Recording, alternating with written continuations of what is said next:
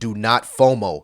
I repeat, do not FOMO. It's your boy Crypto Millie. I'm back with another one. I'm going to be explaining today why I let the market come to me. Why is it important, family, not to chase green candles? Because in cryptocurrency, there will always be an opportunity.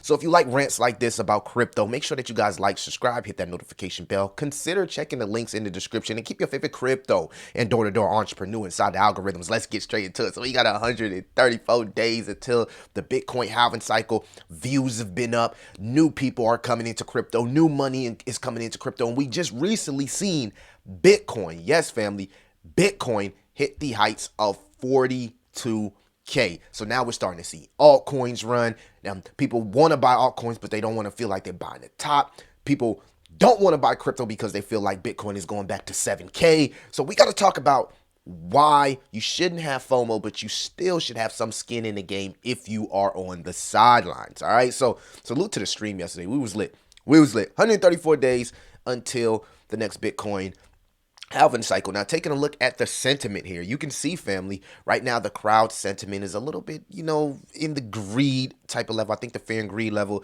is also up as well. But the smart money sentiment is still a bit bearish. And this tells me that there's still opportunity in the way. And we're going to be talking about the others chart. We finally broke down the others chart from a historical standpoint and why I feel we might just get one last flash crash either right before the halving or right after the halving. So make sure that you guys stick to the end of the video. I'm gonna try to make this as short as possible. We are seeing an uptick in interest in cryptocurrency. And that's what you want to see as Bitcoin and crypto gains interest. We see new people coming into the market. We're seeing the Tether market cap grow, shows you new money is coming into crypto. And we actually seeing some of those stable coins start to trickle down into Bitcoin and altcoins. But the question is, Millie, should I buy cryptocurrency? If you're new into crypto, let me know inside the chat. We're going to be talking about this. You came to the right channel. So the interest is going up, but the smart money interest is not rising as fast as the retail interest. And this is pretty much a example on why you want to follow the smart money. So if the smart money is still a little bit cautious, then it's not out of the norm for whales or traders to be a little bit cautious, because you got to understand that the market works in cycles. So we've seen a lot of liquidity being poured into Bitcoin, and a lot of people think that the altcoin season is here, right? But you got to understand, in order for us to really see an altcoin season, we need the top altcoins to outperform Bitcoin on a 90-day span. And just from my experience, when you start to see projects like Terra Luna Classic pump, very, very similar to a meme coin, in a way, people look at that as a top signal. Now, the anomaly to that, right? The difference between the market then and the market today is we didn't have this spot ETF hype. We're starting to see a lot of spot ETF hype. You can see here that, and we'll break down this others chart, that the market, a lot of people feel like there's still 4 to 6 months until the next altcoin season. And you can kind of see here, these charts look eerily similar, right? We might be, one step closer to the bull run, but we're not in a bull run just yet. So 2024 could be a great year. But I feel like the media is right now, is they're looking for a way to trap retail. They understand that there is a lot of new money coming into cryptocurrency. And what better way to scare new people out of cryptocurrency by creating this hype around a Bitcoin spot ETF. So you always want to keep this in the back of your mind, is when you see the media becoming bullish, you technically want to take the other standpoint. Usually Bitcoin crypto does the exact opposite of the masses. So right now, I'm seeing a lot of bullish noise out there, right? A lot of sentiment. You can see here, this is from CNBC, the website. Executives in cryptocurrency industry call it the start of a new bull run, with a growing number of voices calling for fresh all-time highs for Bitcoin in 2024 above 100K. All right, so we're getting the 100K moon boys back again, but we haven't technically got out of a quantitative tightening environment, right? We're still in quantitative tightening. The Fed have yet to cut the rates. They're still pausing, but there's could be a potential another federal rate hike as inflation continues to be sticky. Now, I'm not like the Data Dash and these other guys that, are extremely bearish and kind of like pound you down with bearish sentiment to where you miss opportunities. If you've been following my channel a while, you know that I am an opportunist and a little bit of degen at heart. But I think with a clear mind and non-emotional, and a lot of people that get in cryptocurrency are extremely emotional, especially in the meme coin communities. This is insane, right?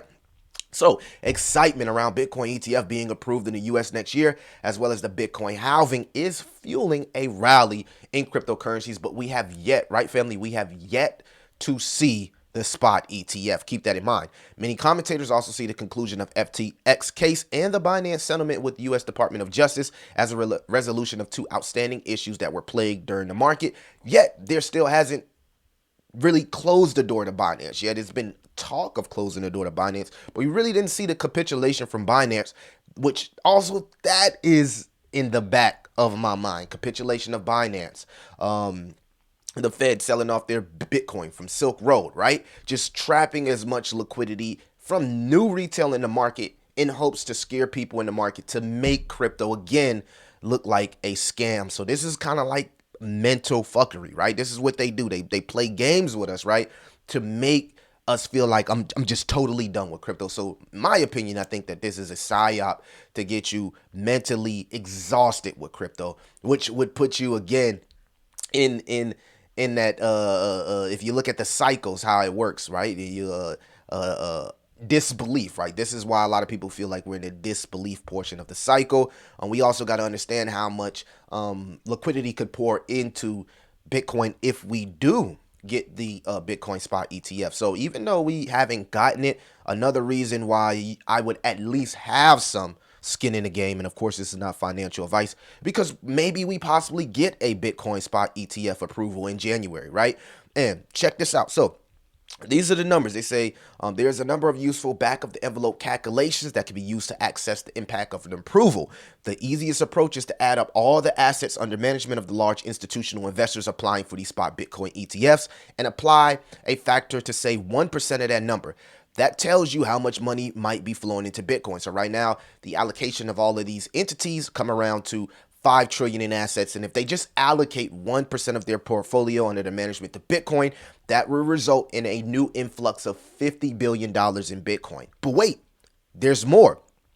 Another approach is considered from the perspective of precious metals. Bitcoin is often described as digital gold. The many investors view it as a store of value similar to physical gold. Thus, it's not out of the realm of possibility to think that investors might move their assets out of precious metals and into Bitcoin. Right now, about 120 billion are held in precious metal ETFs. So if you assume that anywhere from 10% to 20% might be allocated to Bitcoin, that will result in a potential influx of anywhere from 12 to 24 billion. So we're talking about 75 billion, right? Injected into the cryptocurrency market. And what we said at like a what, $1.5 trillion market. So this is why a lot of people believe that the market can run anywhere between 3 to 5 trillion, and some people even say 7 in this next cycle. This new flow of money presumably would help to bid up the price of Bitcoin. And of course, we got the global growth factor, right? You got a lot of these people getting into cryptocurrency. If I just go through my X here, I've been actually posting some of the bullish things. We got major countries now talking about getting in Bitcoin. And Max Kaiser, one of the Bitcoin maxis, says there's a rumor out there that Qatar's sovereign wealth fund has entered Bitcoin market and could be interested in purchasing up to $500 billion worth of BTC. So now you got these wealth funds that they're trying to front run BlackRock. They like, I don't want to buy my Bitcoin from BlackRock when I could just buy it myself. So now there's a race on who can become the top holder, and that race will influx a lot of liquidity into the market. But be aware, this is smart money. So they are not going to just buy this thing at the tops or buy green candles. They'll be very, very, very systematic of how they invest into their cryptocurrency.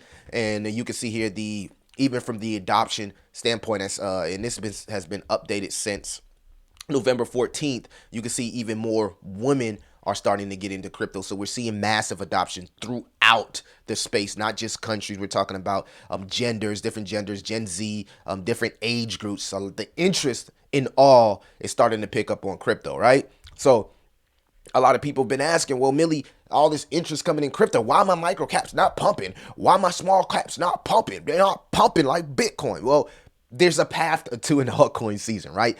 Phase one, of course, is Bitcoin. Money flows, moves into Bitcoin, causing the price to surge. That's what we're seeing right now. Money flows into Ethereum, but it struggles to keep up with Bitcoin. Ethereum goes back and forth with Bitcoin and starts outperforming that. And you've seen it. Bitcoin was pumping, but we didn't really see the move from Ethereum. Phase two, Ethereum starts to outperform Bitcoin, and we hear talks of the flippening. So when you start hearing them talks of the flippening, we're getting one step closer to an altcoin season. Money is starting to trickle into large caps where we see large buys happening.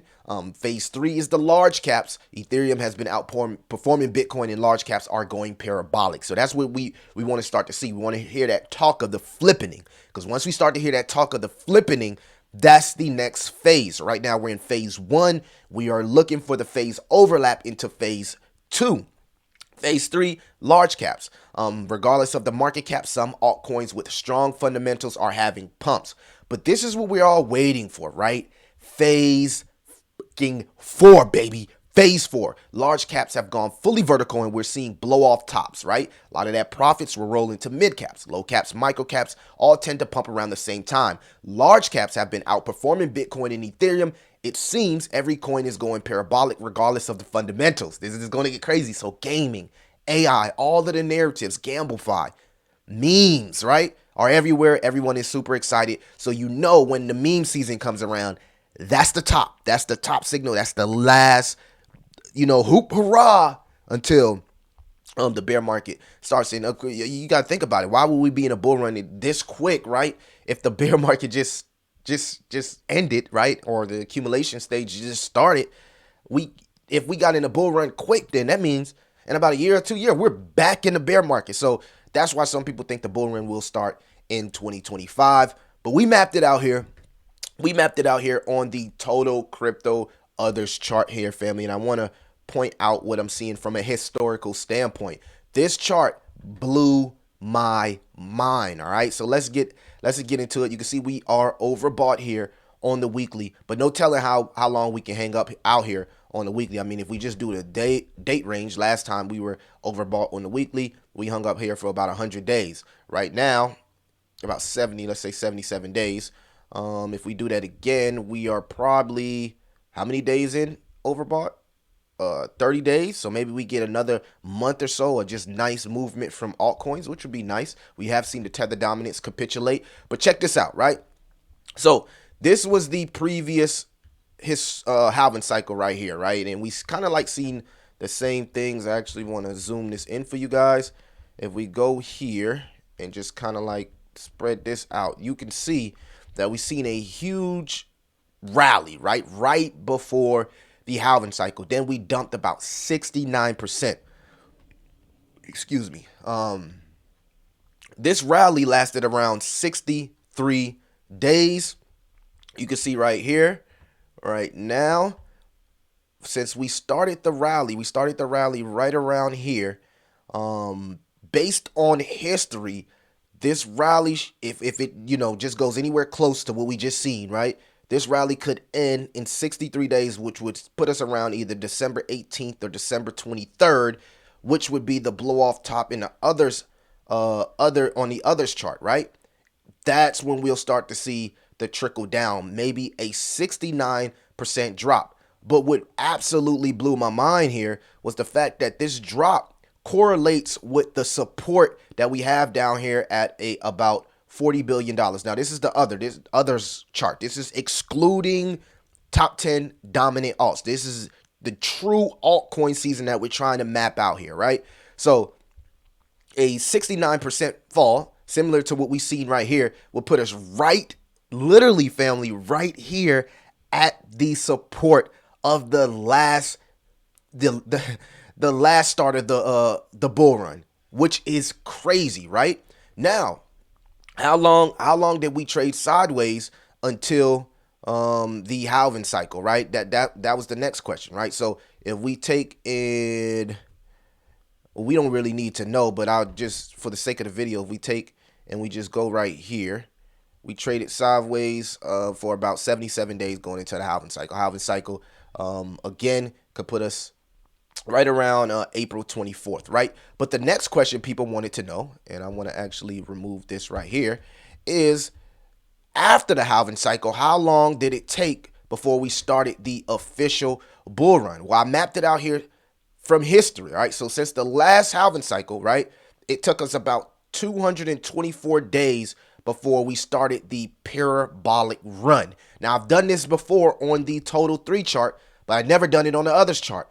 If we map out 224 days after the halving cycle, that puts us around November 2024. So every calculation I done did, it always puts me in the same date range of the parabolic cycle, November election time 2024. Now, in this little span right here, we could possibly see not only the halving cycle, Bitcoin spot ETF, and also family Fed cuts. So we could easily, if we get this move, which a possible Fed coming out and say, hey, we're in a recession, we got to cut rates. The market will drop real quick, right? Because people think that technically when we cut rates, we just go straight up. We crash first because it shows that the economy is weakening, right? So 224 days after the halving cycle will put us around November 2024. And then that's when the parabolic rise happened. You can see here, 224 days after the